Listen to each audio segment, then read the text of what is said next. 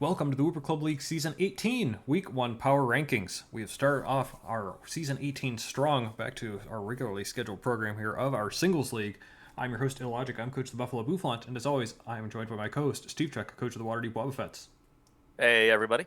As usual, we're going to start off with a recap of what went down this past week. No trades to go over quite yet. Everybody at least satisfied for now with their drafts. Maybe now that the draft video is out, people will take a look at their teams, see if they want to make any adjustments. But for now, no trades. So we're going to go right into the matches that happened here in week 1.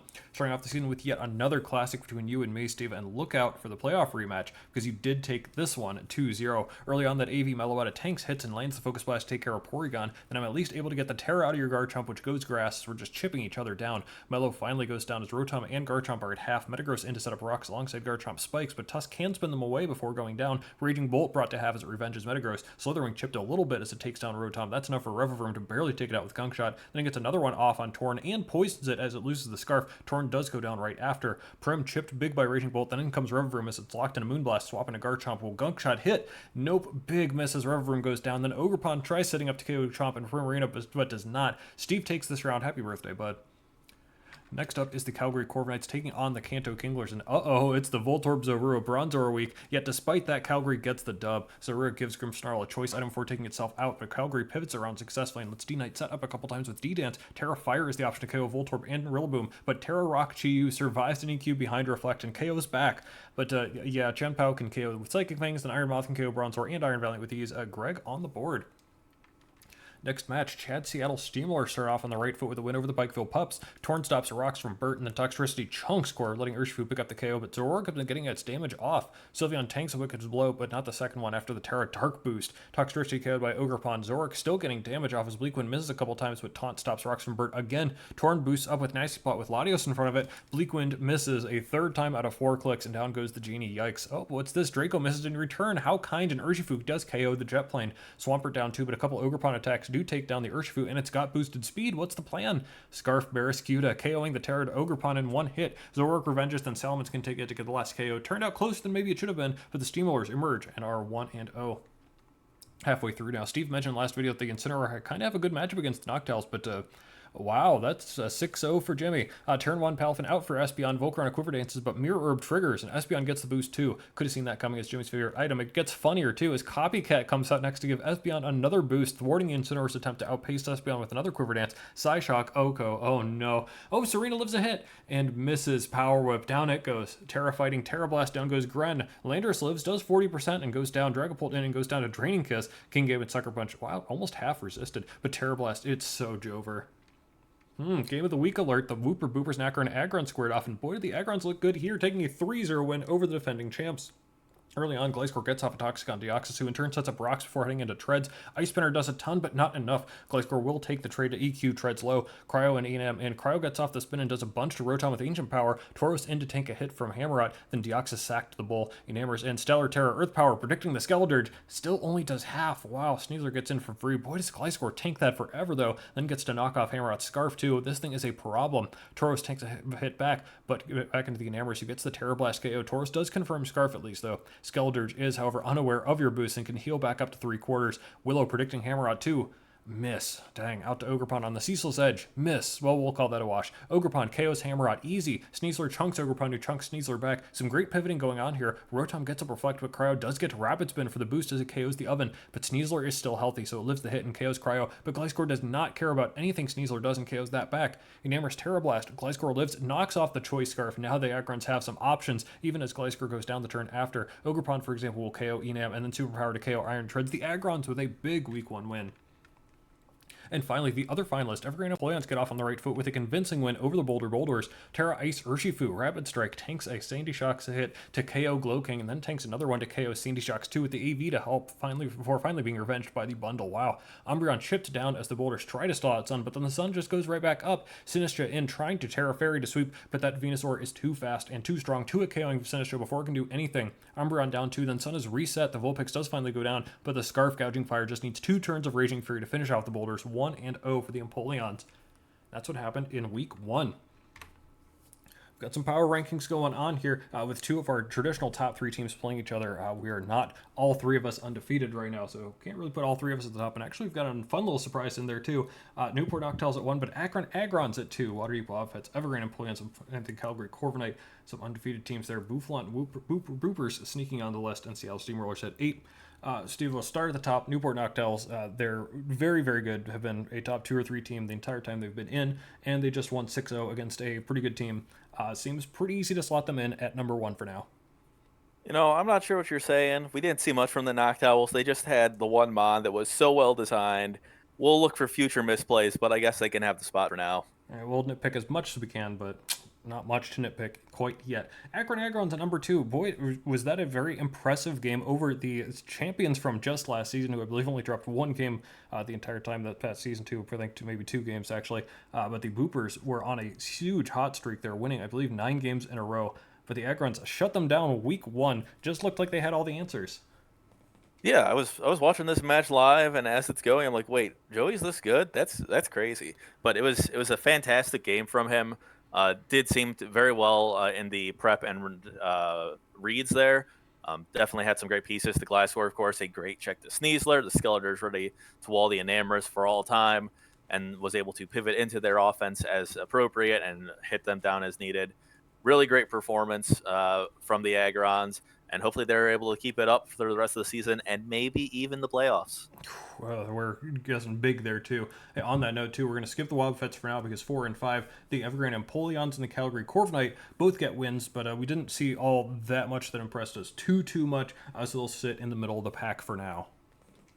Yeah, both of these teams getting wins. Empoleons, did have some nice sets and some creativity there.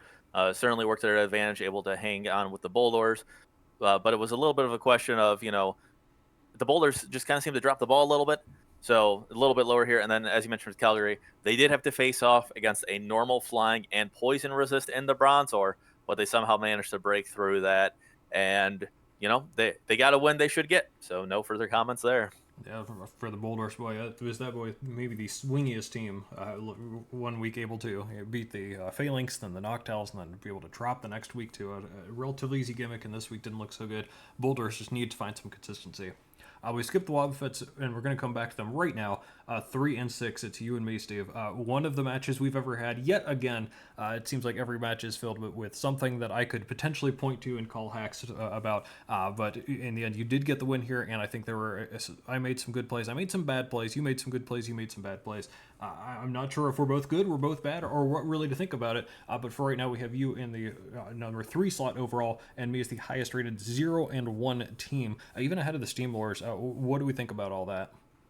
I mean, yeah, with us playing each other week 1, we don't have any other comparisons for the season. Of course, going into the season, we do feel pretty good about ourselves and the Noctowls as usual.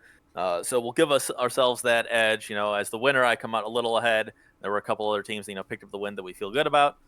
But of course, even 0-1, we do certainly trust the Bouffalant to do what they need to do by the end of the season to get there. As you mentioned, really back and forth game, good and bad plays from both of us throughout. So, and of course, as you mentioned, RNG moments, especially towards the end. A very key gunk shot miss. Other items early. You mentioned the focus blast early on against the Porygon. All sorts of things that could have gone other ways and changed the outcome. So you can't really fault team either too much.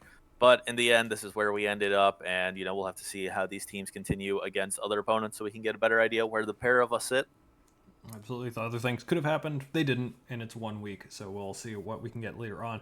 We'll talk about now the last 2 teams in the power rankings. The Wooper Boopers also making it on here as the 0-1 team, and both them and the Bouffalant ahead of the Steamrollers, who did get a win. I know we love to rag on Chad a good bit here at Steamrollers, but do they really deserve to be below 2 0-1 teams, even though the Bouffalant and Boopers have been historically pretty darn good and did look still pretty good in their losses? Yeah, for the Boopers, they had some great plays in the loss. It just seemed the Agrons had the better team for the matchup and was able to predict and counter every move along the way towards the victory. So, based on the Boopers' strong performance last season and, kind of the expectations going in, we'll give them this nudge for now. But, we'll see how the season goes. It's week 1. It's hard to predict. And as you mentioned, the Steamrollers, the last 1-0 team, a relatively easy game in this week going up against the Pups. Of course, they were able to take the win. Maybe not as impressive as we would have liked to see, but the win is the win. They certainly make their way on here, certainly better than any of the other 0-1 teams, but we're going to give that slight edge to some of the more recent strong performers, at least for week one. It's week one. We have so little to work on. A lot of this is based on our intuition, based on previous seasons. Absolutely, and I think we're going to get a lot more info in week 2, which we'll get to in just a little bit here. With the power rankings done, we again don't have all that much with standings. It's just 1 week in. There are 12 teams overall, so 6 of them are at 1-0. Although technically, yes, they would all make the playoffs this time because it's the teams with the top 8 records, and anyone who is equal to that. Thought we'd just highlight the teams that did win week 1 here. Any surprises here? Any teams that stand out as well? This team wonder how well they can carry this on, or any of these teams that you're looking hard to potentially compete for it all here. I mean, a team I am very interested to see if they're able to carry on the way they played week one is the Agrons. I mentioned, a little surprised on how well they played, and maybe I shouldn't be surprised. I just tend to have a very positive matchup into them. But a very strong week one, which they've had some dominant regular seasons in the past. I'm excited to see if they're able to keep it going this season and maintain those dominant wins over other top teams, or if as the season goes on they start to fall apart. Absolutely. For me, it's probably the Empoleons. I'm very interested to see what they're going to do. Of course, a finalist last season with 2 huge upsets in the playoffs.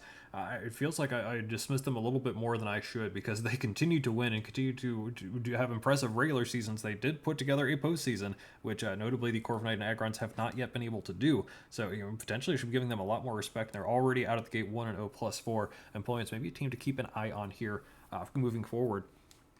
That's going to do it for week 1. We've got a week 2 schedule filled with a ton of great matchups, including 3 between teams in the top 8 of our power rankings. So, Steve, what do you have your eye on first? I think a very important matchup here will be the Boopers going up against the Calgary Corviknight.